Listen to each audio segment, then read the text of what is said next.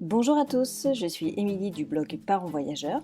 Chaque semaine, on va parler voyage en famille, mais aussi nous allons partir à la rencontre de certaines familles inspirantes. Alors installez-vous confortablement et bienvenue dans ce nouvel épisode. Bonjour les parents voyageurs, j'espère que vous allez bien. Alors cette semaine, je suis très heureuse d'accueillir sur le podcast Sandrine du blog Voyage et Enfants qui nous partage son année en Amérique du Sud en 4x4. Donc c'est un interview que je vous préviens, il est vraiment canon. C'est même passionnant. Perso, j'ai suivi leur aventure sur les réseaux et là le fait qu'elle nous parle des coulisses, des coups de cœur, de l'organisation, franchement c'est vraiment juste passionnant. J'espère que ça vous plaira. Je vous souhaite une belle écoute. Bonjour Sandrine, merci d'avoir accepté l'invitation pour venir parler de ton super voyage sur le podcast. Je suis vraiment ravie de t'accueillir ici. Est-ce que tu peux commencer par te présenter, même si maintenant on ne te présente plus, on s'y est quitté. Est-ce que tu peux nous parler de toi et commencer à te présenter ? Donc, je suis Sandrine, j'ai créé le blog Voyage et Enfants en 2011 quand j'étais enceinte de mon deuxième enfant parce que, toujours passionnée de voyage, je voyageais avec ma fille qui est née, elle, en 2005 et à l'époque, il n'y avait pas beaucoup d'informations sur les voyages en famille et donc j'ai créé ce blog en 2011. Depuis, je partage mes voyages et on a fait un grand voyage l'année passée, un rêve qu'on avait depuis 2001, donc ça faisait longtemps, de partir faire vivre un long voyage à nos enfants. Oui, parce qu'il me semble que vous étiez déjà parti au long cours sans les enfants, il me semble, non ? Oui, on est parti 6 mois en Asie et Océanie en couple en 2001, donc. Et c'est à ce moment-là qu'on s'était dit, en voyant un gamin, un petit Hollandais, je crois, dans une auberge de jeunesse qui parlait 3 langues, il avait 5 ans de gamin, on s'était dit, voilà, c'est la première fois qu'on parlait gamin avec mon chéri, et on s'est dit, tiens, un jour, il faut faire ça avec nos enfants, quoi. Et on a mis un temps, et c'est bon, on l'a fait, ça y est. Et c'est vrai que c'est toujours impressionnant de voir les enfants, des petits, parler plusieurs langues. Ouais. Tout de suite, c'est assez impressionnant.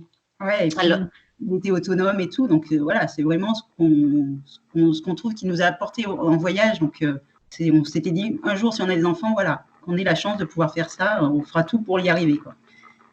Et du coup, objectif atteint. Objectif atteint. On a mis 18 ans. On ne s'est pas privé de voyage en attendant, on a quand même cette chance énorme. Ouais, c'est ça, vous voyagez un peu tout le temps, mais vraiment, ce gros projet, ça faisait longtemps que vous y songiez. Et, et pourquoi maintenant ? Pourquoi 17 ans après ? Comment tu expliques ça ? Il y a un long processus derrière. En fait, donc, on voulait être sûr d'avoir tous nos enfants. Donc, il a fallu attendre le deuxième pour faire ce tour du monde, parce qu'on sait très bien qu'on ne pourra pas en faire non plus 15 000. Hein. Donc, on a attendu le deuxième. Moi, j'ai voulu faire ce voyage il y a déjà 4-5 ans. En fait, après avoir lancé le blog, à un moment donné, je ne savais pas, le blog marchait, mais je ne savais plus trop quoi faire. Je me suis dit, il faut partir. À ce moment-là, on en a parlé avec les enfants. Donc, Mini Voyageur était petit, lui, donc il n'avait rien à dire. Hein, il était content d'être avec nous. Par contre, ma grande avait 8-9 ans et n'a pas voulu en entendre parler. Ah ouais ? Ouais, elle voulait rester avec ses amis et tout ça. Vraiment, donc j'ai même fait un article sur le blog en disant, voilà, pourquoi imposer notre rêve à nos enfants alors que, voilà, si ce n'est pas leur envie, il ne faut pas, quoi. Et puis, donc, on avait laissé tomber. La boutique a évolué, hein, le blog a évolué, donc beaucoup de travail. Donc là, on n'y a pas pensé. Quand on est parti au Sri Lanka, en revenant, ma fille a dit, elle avait 10 ans là, elle a dit, ah maman, un jour, moi, je veux faire un tour du monde. Hop, pas dans l'oreille d'une sourde. Tu dis, ça y est, le déblocage est fait, quoi. Ça y est, c'est fait. Alors, je lui ai dit, bah, écoute, tu me l'as dit, je ne sais pas quand, mais on le fera ensemble, quoi. Vraiment. Et puis, quand Miss Voyageuse a été en 5e, les professeurs nous ont convoqués parce qu'elle s'ennuie en classe et tout ça. Ils voulaient lui faire sauter une classe. Et au deuxième rendez-vous, quand on a commencé à parler de ça, on a dit, vous savez quoi, nous, on a la solution. Il y a 18 ans qu'on rêve de partir en voyage. Donc, on va faire une année off. On enlève notre petit qui sera en primaire, mais ça, on sera géré. Et Valentine, c'était un gros stress pour nous de lui faire les cours. si vous pensez de la faire sauter, on va lui faire son année de 4e normalement avec nous. Et comme ça, quoi qu'il arrive, elle aura quand même le niveau pour la 3e. Voilà. Et donc, ça a été vraiment déclencheur. On s'est décidé en 2 mois, quoi. C'est fou, ça. Ouais. Mais parce que c'était au fond de votre tête et que vous avez senti que c'était le moment, quoi. On savait qu'on avait un budget qui était prévu pour depuis, je te dis, 18 ans. Donc, voilà, c'était… et ça a été le déclencheur. En 2 mois, on a dit, bon, ben, c'est l'année, c'est maintenant ou jamais. Et effectivement, là, je vois… cette année, elle est en 3e. Après, elle a le lycée et c'était trop tard. Donc, en 2 mois, on a dit, allez, c'est bon, c'est maintenant. Moi, ça marchait professionnellement pour pouvoir travailler en voyage. Et voilà, on est parti. C'est fou. Et alors, comment tu t'organises justement professionnellement? Parce que tout claquer comme ça pendant 1 an, comment tu t'organises? Alors, ben, moi, j'ai l'avantage donc de pouvoir travailler sur Internet. J'ai organisé en conséquence. Par exemple, avant, c'était moi qui faisais les colis. Là, j'ai pris une entreprise de logistique, c'est eux qui font les colis à ma place. Et après, je gère toute la relation client, le blog et tout ça à distance. Par contre, Nico, mon chéri, lui a demandé un congé sabbatique qui lui a été refusé parce qu'ils sont 4 dans sa boîte. Donc, quand il est parti, la boîte a perdu 25% de son effectif. Ouais, forcément. Donc, il a démissionné en accord avec son patron, en fait. Hein, et puis, il a repris au retour, quoi. Mais du coup, il savait qu'il allait être réembauché après ou pas du tout? Parce que c'est quand même flippant de se dire que quand tu rentres, tu n'as pas de boulot. Ouais, c'était pas sûr. C'était pas sûr, mais ils étaient partis en bons termes. Voilà, son chef est très content de lui et tout. Voilà, c'est comme ça. Faut pas chercher. Voilà, ça doit être les dessous des entreprises. Ouais, pour 2 mois, ça y est, bim bam boum, vous partez. Alors, vous avez commencé à réfléchir. Enfin, vous avez commencé par quoi pour préparer ce voyage? Alors, ben, je ne sais pas si tu te rappelles, le but, c'est de retrouver un véhicule, en fait. Hein, comme on part 1 an pour traverser l'Amérique du Sud, il faut trouver un véhicule. Ça a été assez compliqué. Ça nous a bien gâché la préparation. Oui, j'avais suivi un peu. Voilà, on voulait partir en camping-car. On a trouvé un premier camping-car en octobre. Ça, il y a eu des problèmes. Enfin, voilà, je ne vais pas rentrer dans tous les détails parce que je ne sais pas qui a tort, qui a raison. Bref, en février, on s'aperçoit que le camping-car n'est plus disponible puisque la personne l'a vendu à un autre, alors que nous, on y comptait toujours dessus. Ensuite, donc, en urgence, grâce aux réseaux sociaux, je retrouve un deuxième camping-car qui est toujours en Amérique du Sud puisqu'on voulait l'acheter là-bas au départ. D'accord. Je retrouve un deuxième camping-car. Sauf que l'année passée, quand on a préparé ça, c'était en 2018, il y avait l'ANTS, c'est le service d'immatriculation des véhicules qui venait d'être tout informatisé. Et donc, tu n'avais plus accès à faire tu ne pouvais plus rencontrer quelqu'un pour faire des cartes grises un peu différentes, c'est-à-dire immatriculer un véhicule qui n'est pas en France. C'est ça le gros problème d'acheter un véhicule à l'étranger, c'est que tu achètes entre Français, mais ce véhicule n'est pas en France. Donc, le nouveau système d'immatriculation a posé énormément de problèmes. Et à fin février, début mars, on a été obligé non, c'était fin mars, on a été obligé aussi avec la famille d'annuler cette vente, puisque impossible de faire des papiers à notre nom. Impossible. Ah oui, c'est le truc incroyable, quoi. Là, ça leur a gâché, eux, la famille, ça leur a gâché 1 mois de voyage, quoi. À chercher par tous les moyens à contacter, impossible à faire. Et il n'y avait pas possibilité de trouver des intermédiaires, des agences et tout ça sur place?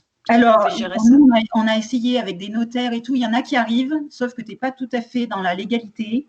Si tu as un pépin, je ne sais pas ce qu'il peut y avoir. Donc, on a préféré, nous, faire comme ça. Du coup, fin mars, on était à fin mars, donc on n'avait toujours pas de véhicule, hein, pratique. Tu sais que tu pars en mois de juillet, quoi. Et j'ai passé 1 mois à me dire, ah non, d'abord, il y a mon beau-père qui nous a proposé son camping-car, parce qu'on voyage souvent avec ce camping-car quand on est en Europe, et il nous a proposé de prendre le camping-car et de le finir en Amérique du Sud. Et en fait, à ce moment-là, on a commencé à réfléchir, on a dit non, déjà, on ne voulait pas enlever son camping-car à mon beau-père parce qu'il en a besoin, ça lui fait plaisir. Et si on lui prenait, il n'en aurait plus. Donc, on a dit, on lui laisse, comme ça, il profite encore. Et puis, c'est surtout, on s'est dit, ouais, mais en fait, pourquoi pas partir sur quelque chose de complètement différent que le camping-car, on connaît et tout ça. Et on s'est posé la question du 4x4. Pareil, on a voulu l'acheter sur place, mais impossible de trouver ce que j'avais réservé un billet d'avion pour l'Équateur pour prendre le second camping-car qu'on avait trouvé, en fait. Donc, j'ai cherché en Équateur à acheter un 4x4 pour pas déplacer des billets d'avion et tout ça. Et là, impossible. J'ai eu plein de notaires, j'ai eu les inspections des douanes et tout ça. Ils ne pouvaient pas m'affirmer que je pourrais sortir du pays avec ce 4x4. Comme on était résident dans le pays ni rien, personne ne s'engageait dessus. Je me suis dit, ouais, c'est bien, si on part 1 an et qu'on est obligé de faire l'Équateur pendant 1 an. Ouais, quand même, c'était pas l'objectif. Et du coup, ben voilà, ça, c'était fin avril. Et un jour, Nico rentre du boulot et un vendredi, je me rappelle, il me dit, bon, Sandrine, j'ai réfléchi, j'ai pas bossé de la matinée. Je crois qu'il faut qu'on achète le véhicule en France. Et je dis, ben voilà, aujourd'hui, moi aussi, pareil, même réflexion, il faut qu'on trouve un véhicule. Et du coup, là, on a écumé les sites de véhicules et on a trouvé un Toyota. On l'a choisi en 10 jours, quoi. En 10 jours après, on avait le 4x4. Parce que du coup, pourquoi vous n'aviez pas pensé à cette option-là en premier, de prendre un véhicule en France et de l'emmener sur bateau? Cher. Ah, c'est vraiment beaucoup plus cher. Ça nous coûte, nous, les traversées coûtaient à peu près 2 500 €. Donc 5 000 € que pour traverser un véhicule, quoi. Et là, sur un 4x4, hein, donc ça aurait été encore plus cher avec un camping-car, quoi. Donc c'est un gros budget, quoi. Ouais. Donc, du coup, 1 000 € pour mettre dans le voyage, par exemple, pour aller au Galapagos qu'on n'a pas fait ou des choses comme ça, quoi. Ouais, du coup, ça veut dire que tu fais des choix. Ouais. D'accord, je comprends mieux du coup maintenant pourquoi cette option. Ouais. Voilà pourquoi beaucoup de personnes cherchent à acheter là-bas, quoi.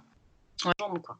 Mais moi qui dis toujours, la préparation du voyage, c'est le meilleur moment et tout. Non, ça a été vraiment, ça a été super dur. À partir de février jusqu'à début mai, on a vécu 3 mois, mais juste l'horreur. Ouais, du stress à fond. Tu continues ton boulot, tu as plein de soucis pour préparer et tout. Voilà, c'est vraiment 3 mois entre parenthèses. Bon, je suis contente de les avoir vécus parce qu'on a pu y arriver, mais ouais, ça s'est fait un peu dans la douleur plutôt que dans le plaisir. Ouais. Alors, par contre, une fois, c'est très bien de préparer un voyage, que tu en rêves et tout ça. Et là, non, on n'avait pas le temps de rêver, quoi. Justement, on était dans le truc pour résoudre les problèmes. C'est plus le rêve, quoi. Ouais, c'est un peu galère. Par contre, une fois que ce problème-là a été résolu, là, après, vous rentrez dans la prépa sympa. Ouais, après, donc début mai, on a le 4x4. On fait une première sortie avec le 4x4, avec rien dedans, juste on avait notre ancienne tente, pour rencontrer un groupe qui s'appelle les Familles autour du monde. Et là, tu parles un week-end que voyage. Et là, voilà, ça y est, là, tu es dans le truc. Tu es dans le truc. Tout le monde te fait un peu peur en disant, vous partez dans 2 mois, ça va être très, très chaud pour tout préparer.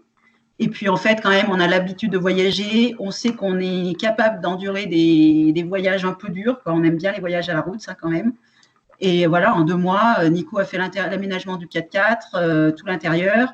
On a acheté le matos qu'il fallait. Et la tente de toit est arrivée 3 jours avant de mettre le 4x4 dans le bateau. On a fait 2 nuits, et on a fait 2 nuits dedans. Ouais, ça a été chaud. Ah ouais, timing ric-rac, quoi. Timing ric-rac. Ouais, Nico, il est allé chercher la tente.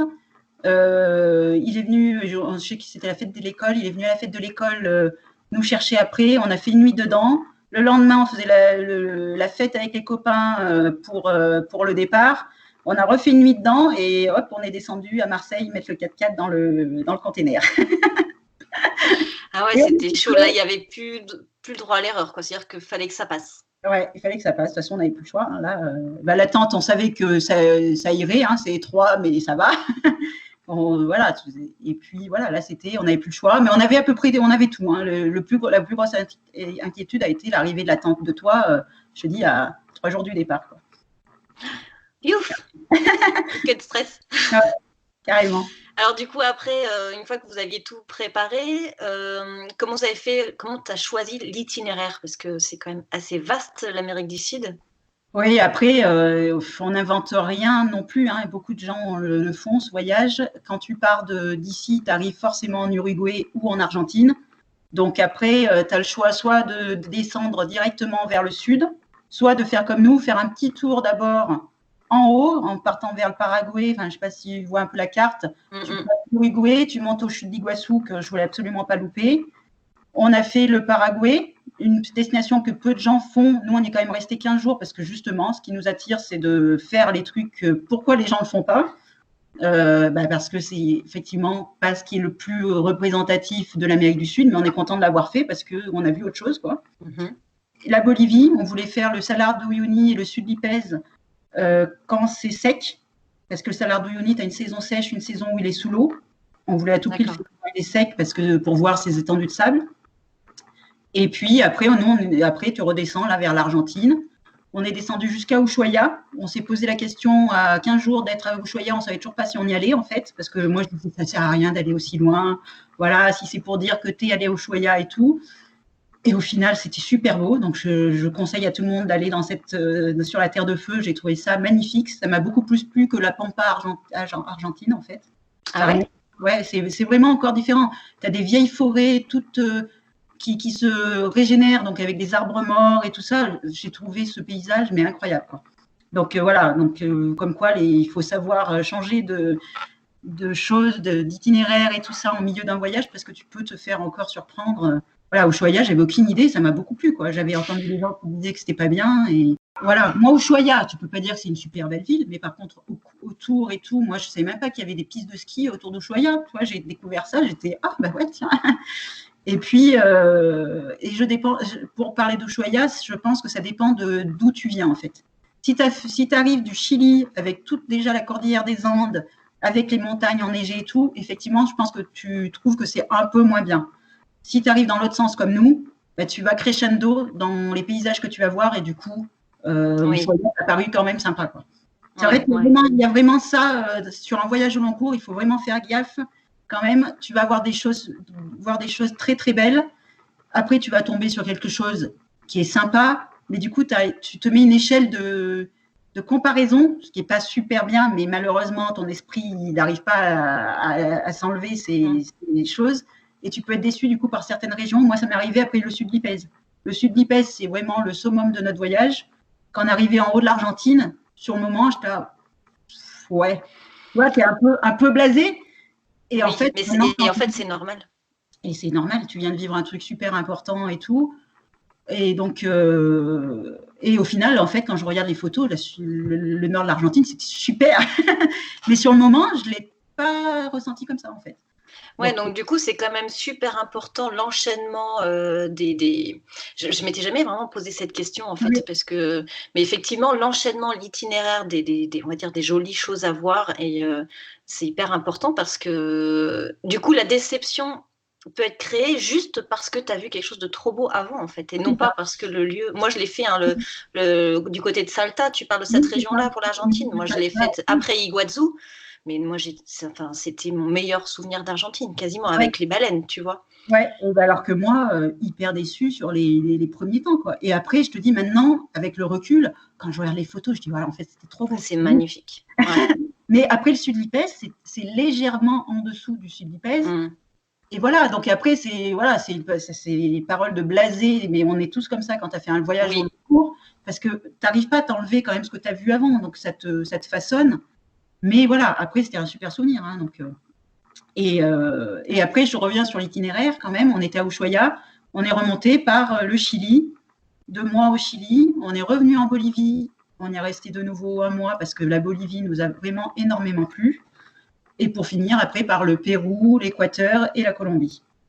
D'accord. Et donc, du coup, tu avais un itinéraire qui était fixe, où tu savais que tu allais être de date à date dans un pays, ou vous aviez un itinéraire global et vous avez adapté le nombre de jours dans chaque pays? Alors, on avait fait un itinéraire, pas au jour le jour, mais par chose qu'on voulait voir, qu'on voulait faire et tout ça. Et on savait qu'il fallait à peu près rester 6 semaines dans chaque pays. Au final, ça a bougé, en fait. Hein. On est resté, tout à l'heure, je faisais le point, je crois qu'on est resté 2 mois en Argentine. par différentes périodes, hein, parce que l'Argentine, tu rentres, tu sors à des moments. Donc, Oui. on est resté 2 mois au Chili, on a fait 6 semaines en Bolivie, 1 mois au Pérou, alors qu'on voulait rester beaucoup plus longtemps, 1 mois en Équateur et 6 semaines en Colombie. Et ça, à la fin, on a fait un peu changer ce qu'on voulait faire en allant un peu plus vite, même si on a vu ce qu'on voulait voir en fait. Mais parce que, par exemple, le climat nous faisait avancer plus vite que ce qu'on voulait, parce que quand tu es sous la pluie, oui, tu n'as pas d'intérêt à rester. Tu avances un peu plus vite parce que tu ne peux pas te poser, quoi, surtout en 4x4, étant de toi. Donc, ça te freine. Moi, là, on est allé un peu plus vite que ce qu'on avait prévu. Nous, en fait, sur l'ensemble du voyage, on a fait 11 mois de voyage. On pensait en faire 12, mais on a préféré rentrer 1 mois avant pour que les enfants reprennent le rythme. Mais je pense que ça a été pas mal pour qu'on ait le temps un peu de digérer le voyage. Et je pense qu'il aurait fallu bien 1 mois à 2 mois de plus, en fait, pour faire vraiment au rythme qu'on aurait aimé faire, en fait. C'est dur quand même de prévoir sur une aussi longue durée un itinéraire et le temps que tu vas passer dans chaque lieu. Enfin, tu vois, dans la préparation, ça me paraît super compliqué, en fait, d'étaler tout sur 1 an. Parce qu'1 an, c'est beaucoup et puis c'est peu, finalement, par rapport à la taille de l'Amérique du Sud. Après, nous, on est très... on est très curieux, très découverte. Donc, on savait que jamais on se poserait sur une plage 10 jours d'affilée à prendre le temps et tout. On se connaît, c'est pas notre but. Quand on voyage, on a envie d'aller à la rencontre des gens. Donc, par contre, on pourrait rester plus longtemps parce qu'on va rencontrer des gens sympas et tout à un endroit. C'est ce qu'on a fait, par exemple, en Bolivie, un camping. Un jour, on s'est arrêté pour 1 nuit. On y est resté 5 jours parce que les enfants ont adoré faire des copains boliviens et tout ça. Donc, voilà. Mais on sait qu'on est très vieille pierre. Donc, je voulais du temps au Pérou pour visiter des sites. On sait qu'on aime bien l'artisanat. Donc, en fait, on avait quand même regardé ce qu'on aimait. On aime la nature, randonnée. Donc, tout ça, c'était des points qu'on ne voulait pas rater. Et du coup, ça te rythme ton voyage quand même. Par rapport, il y en a qui, je sais, on a rencontré des voyageurs qui ne comprennent pas qu'on aille de point en point et qui préfèrent passer, ce que je te dis, 10 jours sur une plage. Voilà. Chacun a sa façon de voyager. Nous, on sait que 10 jours sur une plage, tout le monde pète les plombs, quoi. Enfin, sauf les gamins, je pense qu'eux, ils arriveraient toujours à s'y faire. Mais c'est vous qui pétez les plombs plutôt. Voilà, c'est nous. Mais même les enfants, ils aiment bien découvrir de nouvelles choses. Tu vois, c'est ce qui nous manque là en ce moment, par exemple. Ouais, c'est ça. C'est qu'à un moment donné, quand tu connais bien ta région et que tu as envie de découvrir des nouvelles choses, bah, tu es limité parce que tu as déjà un peu fait le tour, tour de chez toi, quoi. Donc, voilà.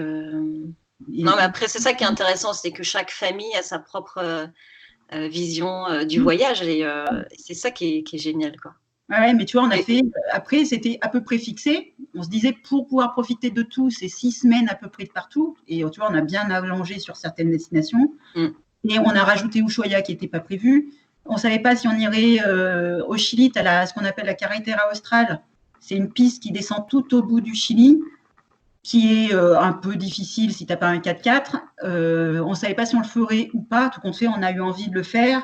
Et donc, on s'est laissé la possibilité de faire ces allers-retours, des fois qui peuvent paraître pas très importants, mais nous, qui nous paraissaient importants pour nous, quoi. Pareil, le jour en Bolivie, on s'est fait 3 jours de piste alors qu'on pouvait prendre qu'1 heure de route, 2 heures de route pour passer à un endroit où personne passe, pour le plaisir d'aller rencontrer, de retrouver des copains à un moment donné. On est revenu sur nos pas. Voilà, c'est quand même l'avantage d'un voyage au long cours, où tu n'es pas à 3 jours, 1 semaine près, effectivement.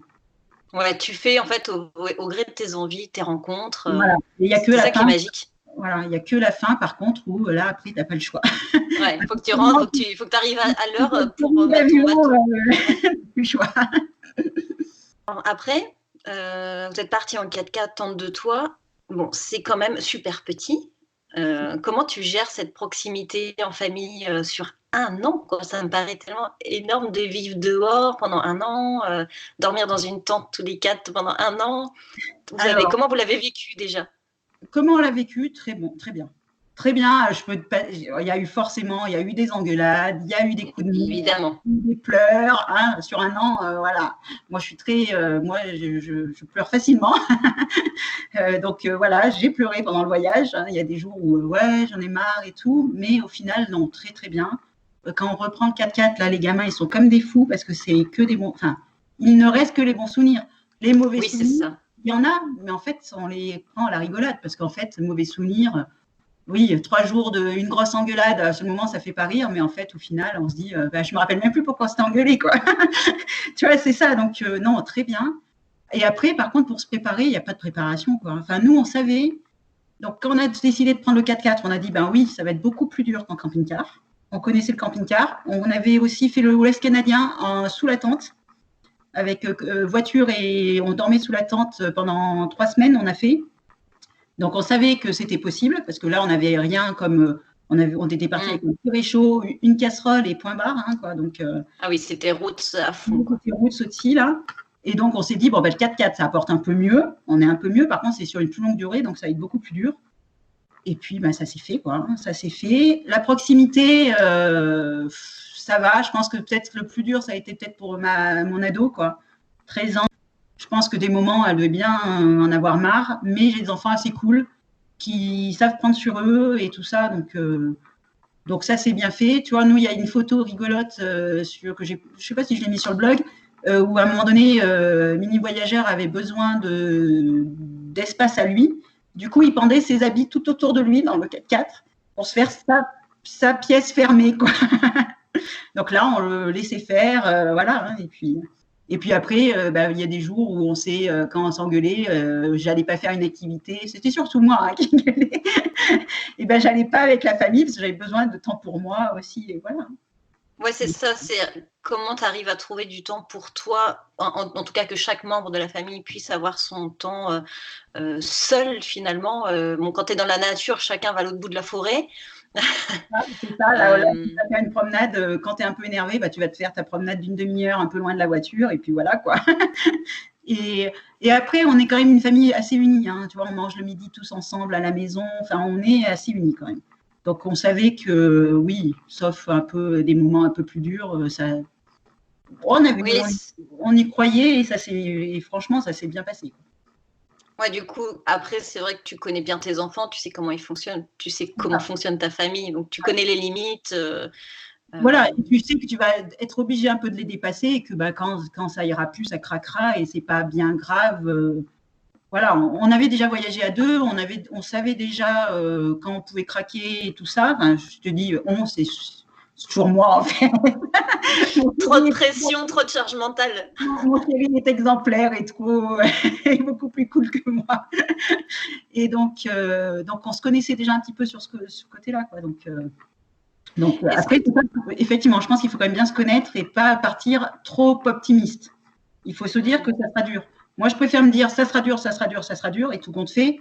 Ah ben, en fait, on l'a fait et tu vois, c'est pas si dur. Enfin, ou en tout cas, il n'y a que par petits moments. Voilà. Est-ce que tu as eu à un moment donné, traversé l'esprit en disant non, mais c'est bon, on arrête tout, on rentre? Un jour, ouais, suite à une engueulade. Tu l'aurais fait, honnêtement? Tu l'aurais fait? Ben non, parce que là, c'est un gros coup de truc et tout. Ah oui, un jour, je me suis dit, mais qu'est-ce qu'on fout là? On est en train de faire n'importe quoi. Voilà, si c'est pour qu'on s'engueule et qu'on n'arrive plus à se supporter, et qu'on en est arrivé là, c'est con. Mais non, c'est parti. Et puis, je te dis, quand on en reparle, on s'est engueulé pourquoi? On ne sait même plus, quoi. Ouais, c'est là, c'est l'accumulation de fatigue. Exactement. Et les grosses engueulades sont arrivées sur les 3 derniers mois. Hein. Après 10 mois, enfin 9 mois de voyage, le temps jouait beaucoup, il pleuvait beaucoup, donc le moral était moins bon. On avait réservé les billets d'avion, donc on savait que c'était fini. Et c'est là qu'on a eu les moments les plus difficiles avec la fatigue du voyage, en fait. Ouais, c'est évident. Et puis au bout de 10 mois, tu as vu tellement de choses, tu as vécu tellement de choses que tu étais dans un autre monde, je pense. Ouais, tu es à côté. Après, tu as vécu plein de choses et tu as fait une vie familiale aussi normale. Tu fais à manger, tu fais les devoirs, tes gamins font des conneries. Enfin, quoique, moi, je trouvais qu'on s'engueulait beaucoup. Enfin, avec les enfants, ça se passait beaucoup mieux en voyage qu'à la maison, quoi. Ouais, t'as moins d'activité, donc tu es vachement plus cool. Oui. Mais je ne suis pas étonnée parce que moi, mes enfants sont super cool quand on est à l'extérieur et à la maison. Des fois, c'est l'horreur, quoi. Ils sont petits et à l'extérieur, Ouais, c'est le bonheur, quoi. Donc, ouais, ouais, on sort de son quotidien, quoi. Et ça fait du bien à tout le monde. tu n'as plus d'impératif, donc en fait, tu es plus zen, hein, toi aussi. Ouais, oui. Ouais, tu prends plus de recul. Voilà, moi, je prends l'exemple de ranger la maison. Là, depuis qu'on est rentré, c'est mon gros truc. J'ai l'impression de dire toute la journée ranger la maison. Là, en voyage, bah, tu n'avais plus rien à dire, quoi. S'ils ne pouvaient pas s'asseoir à leur place, ils rangeaient le 4x4, quoi. Donc, moi, la mienne était rangée. Donc, à eux de se gérer à l'arrière, je les laissais faire. Et voilà, tu vois. Ouais, est-ce que tu as trouvé que tes enfants avaient changé justement par rapport à nous? Forcément, tes enfants ont forcément changé après cette année, mais comment tu les trouves changés justement par rapport à cette expérience? Ouais, ils ont changé. C'est difficile à dire parce que est-ce que c'est que le voyage qui les a changés ou est-ce qu'ils ont juste continué leur développement normal? Chose où j'en suis pas certaine. Ma grande était déjà très mûre avant. Enfin, c'était voilà, si on s'est posé la question d'un saut de classe, c'est que voilà, déjà elle était en avant. Elle avait une maturité. Ben, ça c'est enfin c'est encore peut-être plus marqué. Elle voilà, dans sa classe, voilà, elle trouve les gamins trop gamins, pas du tout mûrs, pas du tout capables de faire des efforts, voilà, des choses comme ça. J'ai découvert par contre ma fille, hein, elle quand ça allait pas, quand on avait des coups de mou avec son père, c'est elle qui prenait en charge, qui était capable de nous faire à manger et tout ça. Vraiment, je me suis aperçue qu'elle avait un sacré tempérament, quoi. Elle aura une volonté. Si elle veut faire quelque chose, elle y arrivera, quoi. Donc ça, c'est une belle découverte parce que c'est pas du tout le sentiment qu'on a quand elle est à la maison. Mais elle nous a dit clairement, elle a dit, bah, attendez, c'est vous les parents, quoi. C'est vous à gérer la nourriture, la nana et tout ça, à m'accompagner. Quand vous allez mal, ouais, je fais le truc. Donc c'est fou quand même, ouais. C'est sympa. C'est une belle découverte, quoi. Et puis à côté de ça, Mini Voyageur, lui, on a découvert un enfant là qui était hyper craintif avant et tout ça, qui avait peur de tout et tout. Et là, ça l'a décomplexé. Il a appris à parler espagnol. Il adore parler espagnol. Tu vois, dès qu'il connaît quelqu'un qui parle espagnol, il parle en espagnol. Voilà, lui, il a bien évolué, quoi. Beaucoup plus sûr de lui, pareil, beaucoup plus mûr par rapport aux enfants de son âge. Il a gagné en empathie, pardon, énormément. C'est lui qui défend tous les opprimés de sa classe. Voilà, vraiment une empathie là qui nous a, moi j'adore. Hein. Tout le monde me dit il est trop gentil. Enfin, lui il se plaint que ses copains le disent trop gentil. Je dis non, c'est super. Ouais. Reste comme ça. Voilà, tout le monde dit. Oui, il y a trop gentil. Je laisse tout faire, mais trop gentil parce que c'est de l'empathie. C'est une qualité qui est exceptionnelle, l'empathie. Voilà. Hein. À cet âge-là. Ouais, c'est lui. Mais pendant le voyage, lui, c'est lui qui nous a épatés. Enfin, tu sais que tu vas voir des gens pauvres et tout ça. Tu sais que tu vas leur donner un petit peu, mais on a donné 100 fois plus grâce à lui, quoi. Lui, il faisait demi-tour, il courait vers la personne pour aller. Tu vois, on avait une personne qui avait perdu ses jambes. Sur un chariot, donc un chariot en bois, vraiment, un truc en France, on n'est vraiment pas habitué à voir ça. Et lui, il y allait, il a discuté avec et tout. On était là, voilà, bravo, il ne s'arrête pas aux différences, il ne s'arrête pas au fait que c'est quand même quelque chose qui est quand même choquant visuellement. Voilà, tu te dis, mon Dieu, vivre à ras-le-sol et tout, c'est quelque chose qu'on n'est pas habitué, nous, dans nos repères français. Oui. Et ben lui, il y allait sans problème, quoi. Vraiment, voilà, Non, on a découvert nos enfants, quoi. Et eux aussi ont dû nous découvrir, hein, avec tous nos bons et mauvais côtés, plus que ce qu'on doit leur dévoiler quand on est à la maison, quoi. Ouais, c'est clair, parce que là, tu peux pas te cacher, t'es H24 tout le temps, quoi. C'est H24, hein, tout sort, quoi. C'est super riche, et donc, du coup, cette séparation, là, le fait de reprendre, donc vous aviez eu un mois pour vous remettre un peu dans le bain au retour, mais... Du coup, cette séparation, le fait d'envoyer des enfants à l'école, de repartir au boulot chacun de son côté, comment tu l'as vécu, ça? Ouais, un peu dur, hein. Un peu dur. Hein. Nico te dira qu'il dit j'ai été près de faire une dépression en septembre, hein, quoi, franchement. Très, très dur, lui, moralement, pour y retourner. Moi, je travaille de la maison, mais par contre, la maison est bien vide, quoi. Voilà, un peu dur quand même. Hein. Je pense que ma grande, elle est contente parce que ça lui permet de souffler. C'est à l'âge où on a besoin de ne pas être tout le temps avec ses parents et tout ça. Et par contre, le petit, lui, au bout d'une semaine d'école, il dit ouais, c'est cool, j'ai retrouvé mes copains, mais c'est bon, on peut repartir. Parce que oui, ça nous manque des moments ensemble, en fait, quand même. Ouais, c'est ça, le besoin de se retrouver, il doit être se sentir quand même. Ouais, non, c'est clair. Hein. Après, en septembre, on est beaucoup, tous les week-ends, on partait avec le 4x4 pour revivre ça. Oui, se lever avec 5 degrés le matin, mais voilà, on était content de le faire, quoi. Ouais, j'ai vu que vous aviez repris la route dès que le 4x4 est rentré, vous aviez Ah ouais, repris la route dans les montagnes. J'ai vu sur Insta. Ça a été un besoin, tu vois. Et justement, on a fait ça jusqu'à mi-octobre. Après, le temps chez nous, comme on est en montagne, ne le permet plus. Hein. On est passé à autre chose, la famille qui arrive et tout. Et là, ça y est, on commence à compter combien de jours il fait, dans combien de jours on repart, quoi. Même pour un week-end, pour avoir cette liberté qu'on avait pendant le voyage. Voilà. Et aujourd'hui, avec le recul, qu'est-ce que tu pourrais faire tes coups de cœur et tes déceptions globalement sur ce voyage dans les pays que tu as visités, des choses qui t'ont marqué plus que d'autres Alors, déception, très franchement, pas beaucoup. Hein. Moi, j'ai du mal à être déçue par quelque chose, en fait. Sur le moment, je peux être déçue, mais quand je regarde après, avec le recul, il n'y a jamais rien qui reste comme une déception, en fait. Ça peut être, peut-être, tu vois, on nous avait beaucoup parlé de l'Argentine. Tout le monde trouvait que les Argentins étaient très sympas. On n'a fait aucune rencontre argentine, quoi. Impressionnant. On a dit, voilà, ça, on est passé à côté, on n'a connu aucun Argentin. Pourquoi, je ne sais pas. On a un peu une idée parce qu'on a retrouvé des familles françaises là-bas. Donc, je pense qu'on a été plus avec des Français. Et donc, forcément, tu fais moins de rencontres avec les locaux. Et les meilleurs souvenirs, j'en ai à l'appel. Si on devait parler d'un pays, c'est la Bolivie. J'ai vraiment adoré ce pays pour toutes les rencontres qu'on a fait avec cette population. Et on nous avait fait peur avec la Bolivie au départ en disant ils sont trop pauvres et tout ça, vous allez être, ils vont vous embêter et tout. En fait, non, je veux dire, c'est pas parce que tu es pauvre que tu vas agresser les gens forcément.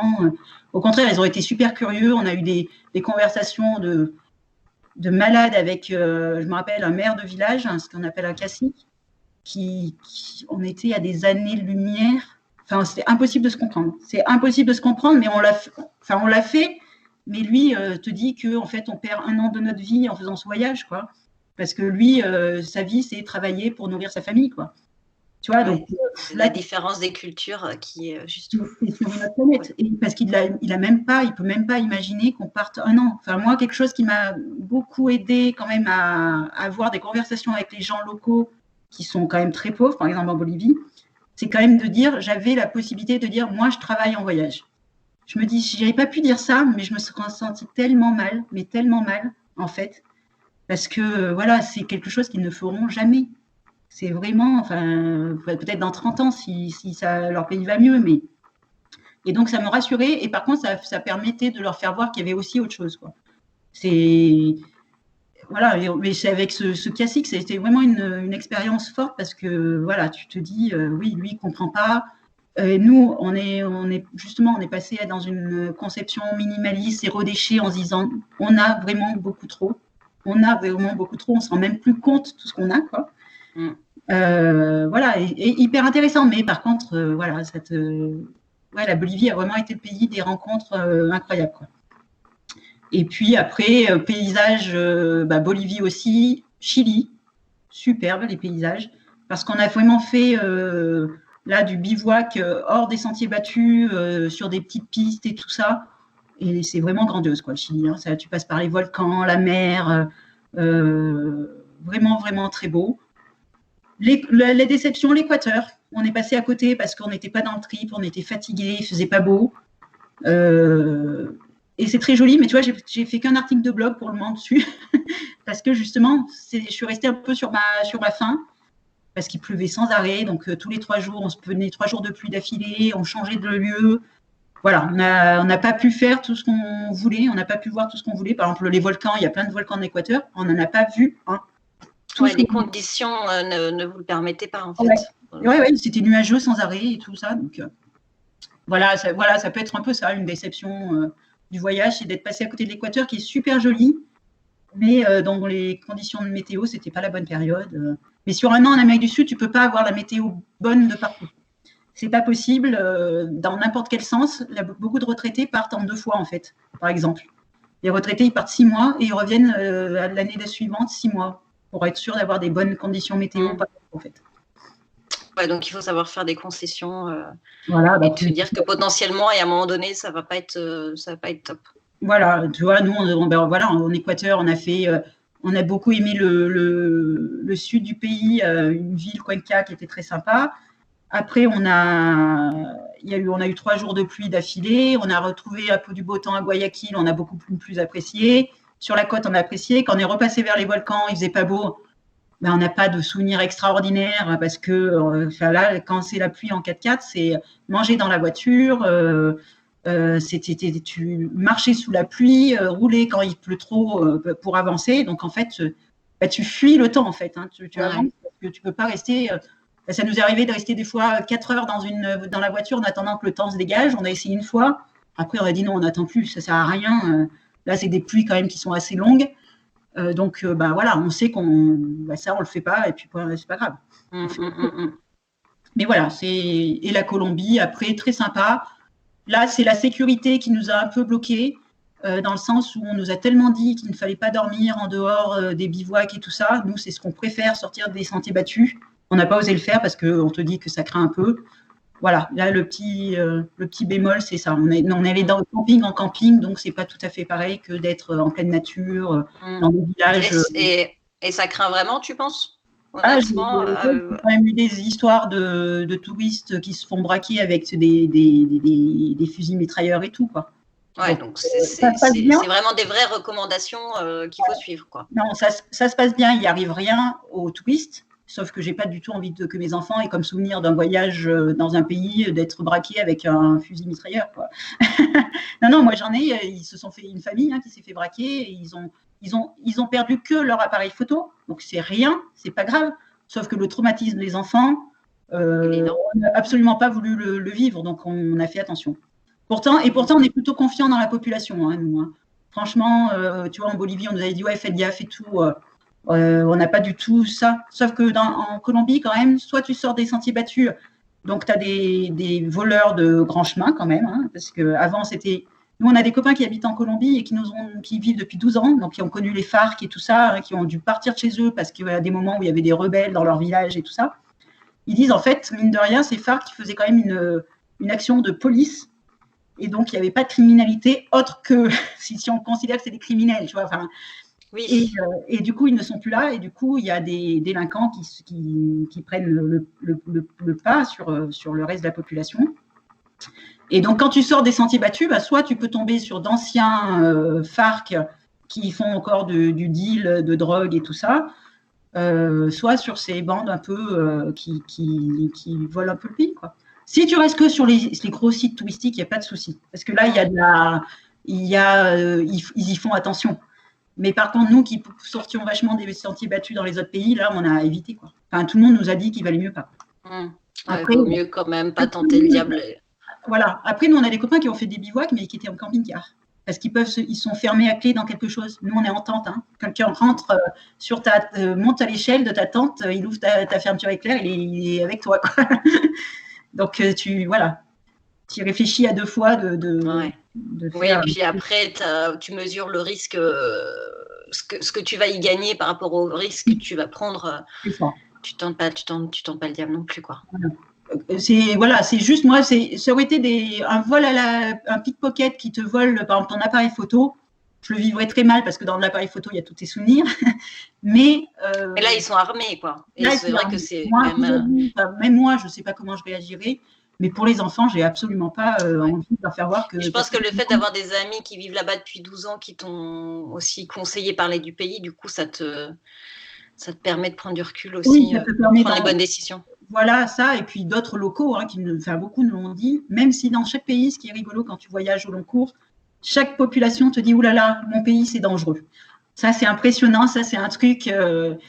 Mais oui, ceux qui habitent dans les grandes villes vont te dire que c'est dangereux. Moi, j'imagine que je dirais à quelqu'un, par exemple, j'habite pas très loin de Grenoble, je dirais oui, Grenoble, peut-être c'est dangereux pour dormir n'importe où. Chez moi, par exemple, dans les Hautes-Alpes, non, vous pouvez dormir n'importe où. Il y a peu de chances quand même qu'il vous arrive un truc.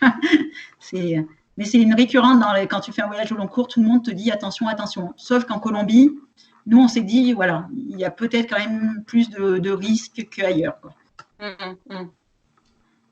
C'est génial d'écouter. Alors du coup, après un voyage d'1 an comme ça au long cours, de quoi vous avez envie maintenant? Eh ben, en fait, à chaque retour de voyage, on s'aperçoit que tu reviens bien changé. Et donc, nous, on était déjà assez dans la démarche zéro déchet, minimalisme et tout ça. Et ça nous a encore plus fait réfléchir sur l'écologie en général et tout ça. Et donc, les prochains voyages, on se culpabilise bien, en fait. Donc, pour le moment, pas de voyage à l'étranger cette année. On reste en France. On ne prend pas l'avion, justement.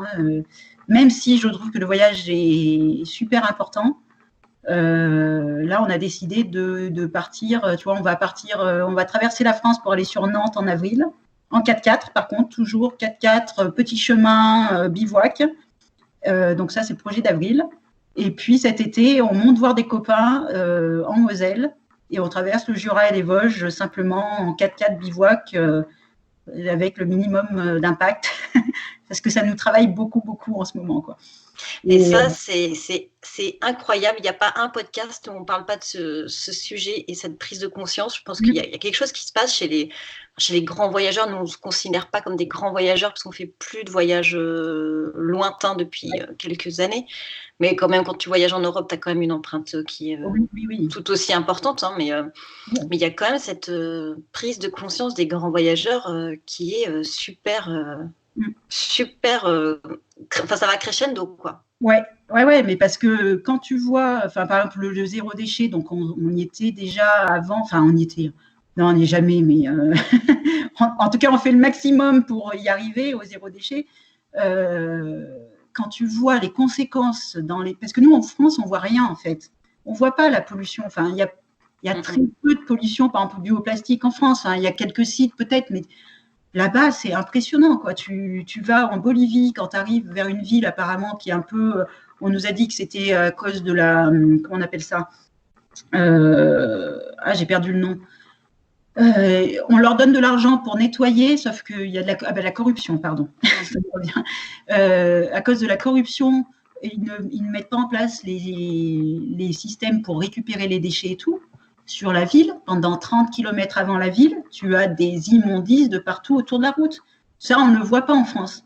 Sauf que si on n'avait pas inventé ce plastique et tout, ça se nettoierait facilement. Sauf qu'avec ce plastique qui est de partout et que eux utilisent énormément, parce qu'ils sont légèrement en retard sur la prise de conscience, font que c'est incroyable, quoi. Tu vois des pays qui sont complètement...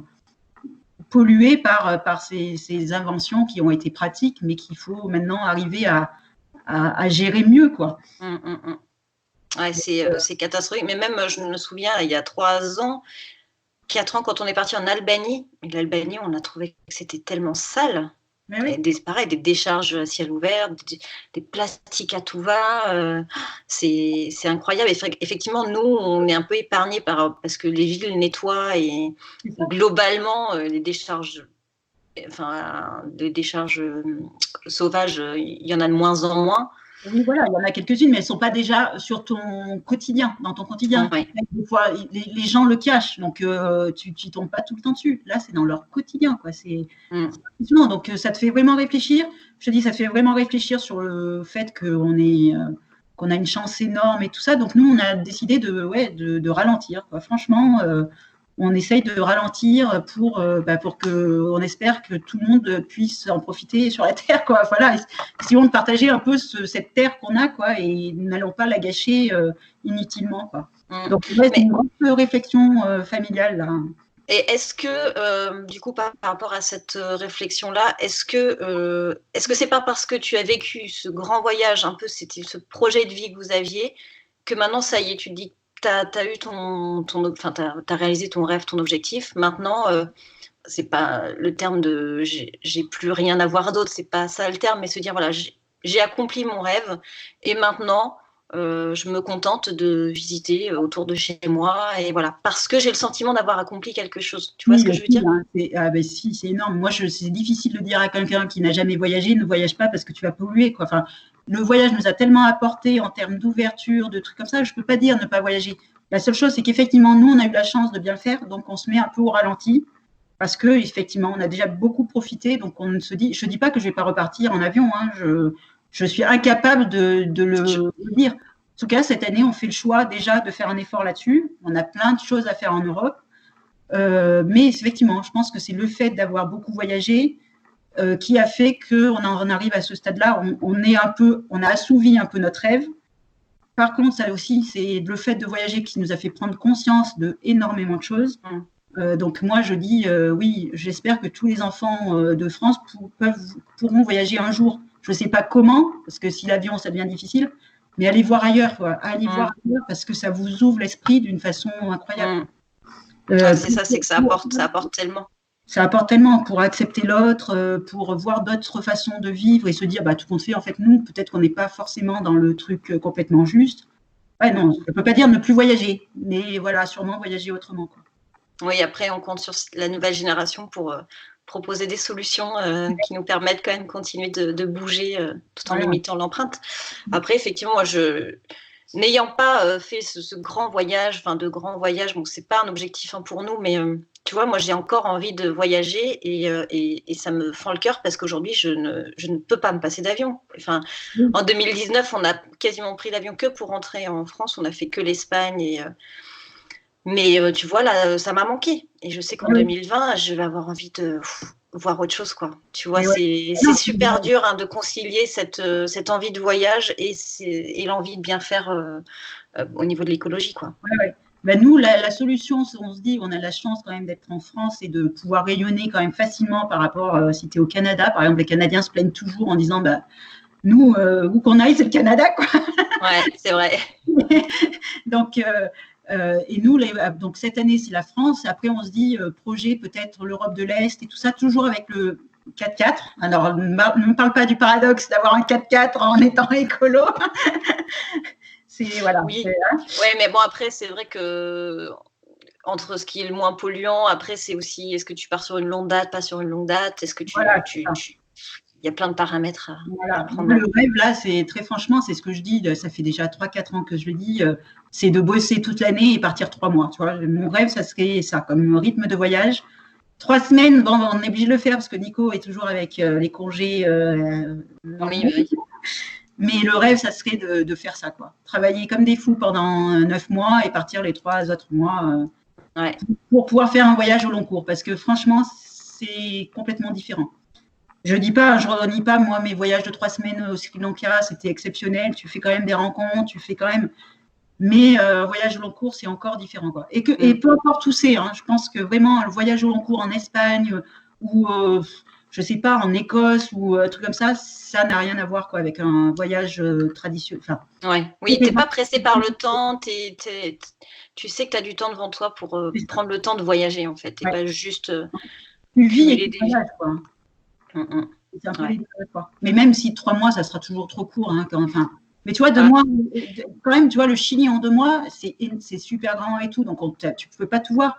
Mais tu t'imprègnes quand même, en fait, plus qu'en 3 semaines, forcément. Oui, évidemment, parce que le temps déjà de te connecter à ton voyage, tu vois, la coupure métro, boulot, dodo, et puis une fois que tu arrives sur place, il te faut quand même quelques jours pour que ton état d'esprit se mette dedans, quoi.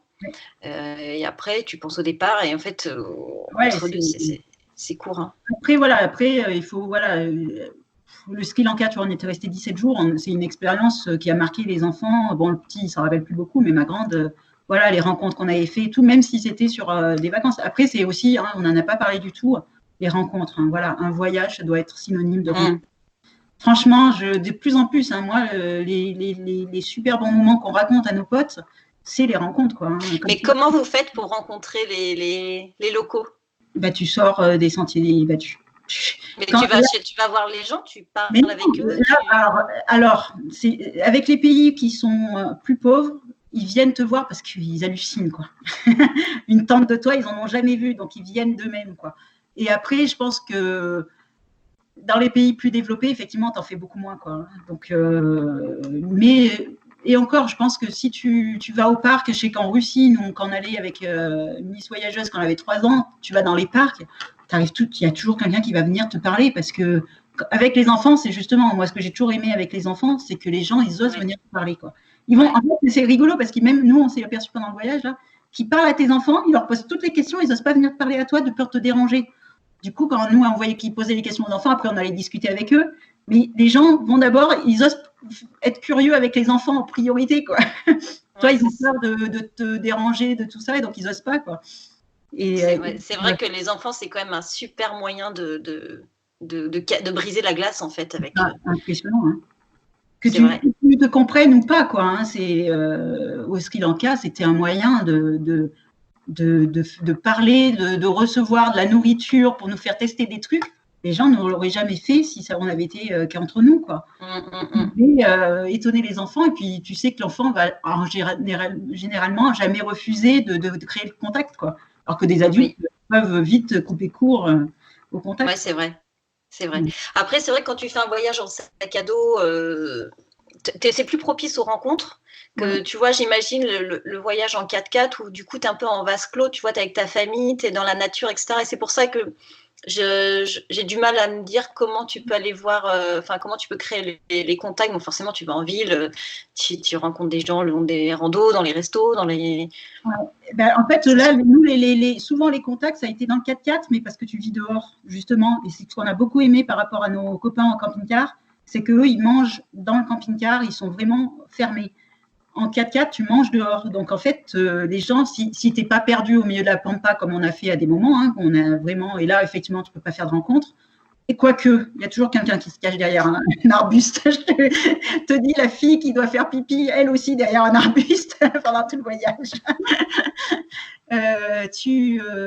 Ils viennent, en fait, beaucoup. Si tu restes ouvert, tu ne te fermes pas et tout, tu en manges, tu leur fais tout de suite, tu leur dis tout de suite bonjour et tout. Et s'ils voient que tu as envie de les accueillir, ils viennent te discuter parce que c'est un peu hors du commun et tout ça. Donc, comme par exemple, ceux qui voyagent à vélo, apparemment, c'est un facteur de discussion énorme, quoi.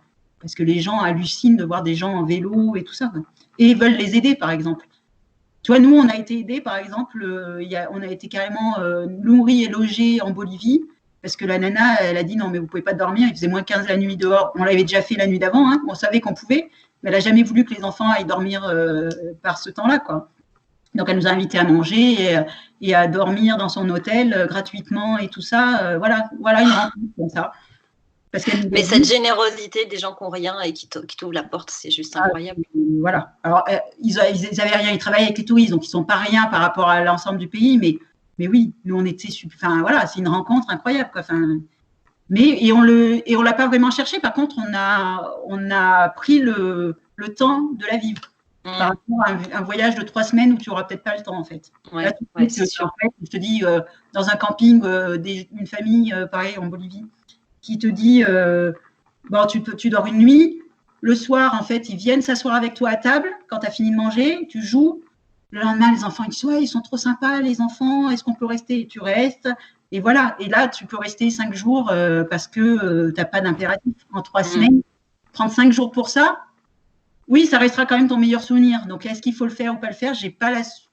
Je sais que moi, j'aurais du mal à le faire sur 3 semaines. Oui, parce que du coup, tu as envie de profiter aussi, de voir d'autres paysages. Et puis, tu es venu ici pour voir ce que tu avais envie. Donc, est-ce que il faudrait peut-être un jour essayer de lâcher complètement prise pour faire des rencontres un peu plus longues, quoi.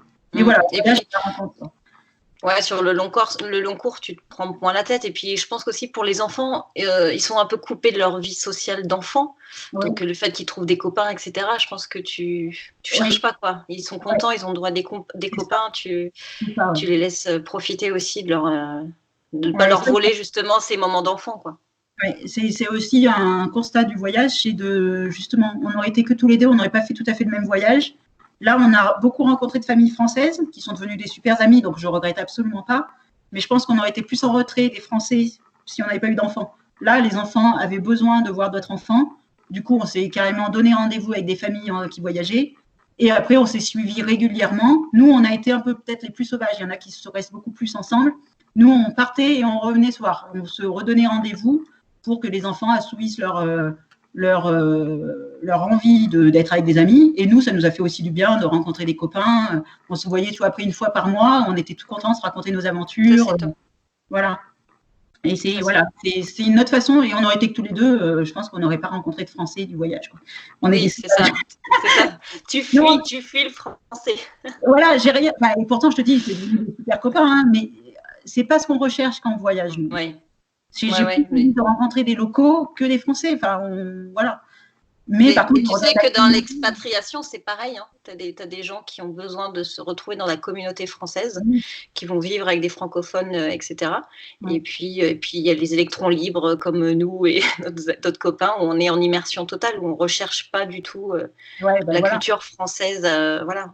On est très content d'avoir un groupe de copains français, mais on est aussi très content d'être en immersion au quotidien. Et voilà, chaque personne est différente. Et à ces moments-là, en tout cas, tu recherches aussi peut-être des choses différentes de ta vie. Voilà, moi, nous, on leur a toujours dit, hein, à chaque fois, on disait à nos potes, oui, c'est vrai qu'il n'y aurait pas eu les enfants, on ne serait jamais venu vous voir, quoi, au départ. Et après, par contre, on les retrouvés vraiment, parce qu'on est devenus amis, par plaisir, quoi. Mais voilà, c'est vraiment les enfants qui nous ont fait... de toute façon, c'est souvent les enfants qui nous font faire toutes ces rencontres, en fait. Nous, on habite dans les montagnes, c'est pas pour rien. Hein. On est sauvages, mais du coup, c'est des belles rencontres. Ouais, c'est ça. Ça marque le voyage. Bon, on va être obligé de s'arrêter. Je suis désolée, Sandrine, je continuerai bien à parler de ce voyage incroyable. C'est trop court. Alors, on va dépasser, je pense, le record du podcast le plus long. Mais ça, je le savais de toute façon en te proposant de venir ici, c'était obligé. Est-ce que tu veux nous dire un petit mot de la fin pour les personnes qui pensent à partir au long cours? Quels conseils tu pourrais leur donner suite à ton expérience? Il faut le faire. Il faut le faire, très franchement. Il vaut mieux, je pense, avoir je ne sais pas comment c'est la phrase, avoir des remords plutôt que des regrets, je ne sais pas. Mais en tout cas, il faut le faire. Je l'ai fait la première fois il y a 20 ans. On l'avait fait, je stressais et tout. Et en fait, on est re-rentré comme il faut dans le moule. Hein. Il ne va pas se passer, voilà, tu vas trouver un autre boulot, tu vas peut-être changer des choses en revenant. On l'a refait une deuxième fois et tu arrives, quand tu sais ce que tu veux, tu vas y arriver, quoi. Donc, il faut le faire. Il faut le faire, il faut oser sortir de sa zone de confort. Voilà. Ouais, il faut se mettre en action. Ouais, et ben écoute, merci beaucoup Sandrine pour ton temps. Je te remercie vraiment, c'était vraiment super passionnant ton interview. Je te remercie, écoute, tu reviens quand tu veux pour nous parler de tous les sujets qui te passent par la tête. Tu es la bienvenue. Voilà, sans souci. Merci à toi, ça fait du bien d'en reparler aussi. Oui, je pense que oui, ça te replonge dedans aussi. C'est ça, ouais, ça fait, c'est sympa. Bon, à très bientôt. J'espère que cette interview vous a autant passionné que moi. J'ai trouvé cet entretien vraiment très riche, c'était vraiment top. Et effectivement, je confirme bien qu'on a battu tous les records de timing du podcast puisqu'on a dépassé l'heure. Donc j'espère que vous êtes toujours là. Mais honnêtement, j'ai pas eu envie de couper des moments parce qu'en fait, j'ai trouvé tout intéressant. L'enchaînement était parfois décousu, mais en fait hyper riche. Donc voilà, je l'ai laissé quasiment tel que. Donc voilà, j'espère que ça vous a plu. Si c'est le cas, n'hésitez pas à me laisser 5 étoiles sur la plateforme d'écoute et me laisser un petit commentaire. Voilà, allez, je vous dis à mercredi prochain. Ciao.